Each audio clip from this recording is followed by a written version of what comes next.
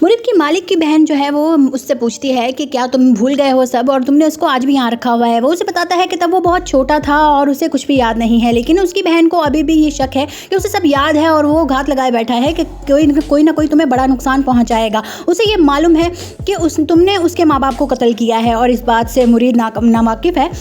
क्योंकि उसे लगता था कि उसका बाप तो बहुत ज़्यादा वफ़ादार था, लेकिन उसे ये नहीं पता कि उसके मालिक ने इतनी वफ़ादारी के बावजूद भी उसे बेगुनाह को कत्ल किया था और इस बात का बदला मुरीद ले सकता है जब उसे इस बात का पता हो। लेकिन उसके मालिक को लगता है कि उसे कुछ भी याद नहीं है। तब वो सिर्फ 7-8 साल का था और अब वो 27 साल का हो गया है और उसे ग़ालिबन सब कुछ भूल चुका है और उसे कुछ भी याद नहीं है। लेकिन वो कुछ भी नहीं भूला है और उसकी बहन उसे याद दिला रही है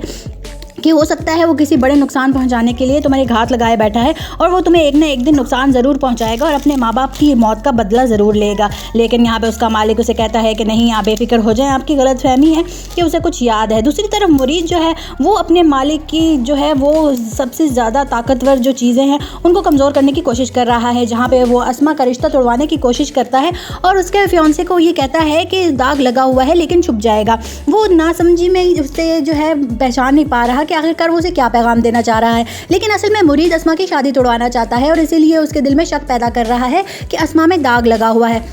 इस बात से उसके फियांसे को सही बात समझ में नहीं आती है, लेकिन शादी वाले दिन वो अस्मा को भगाने में कामयाब हो जाएगा।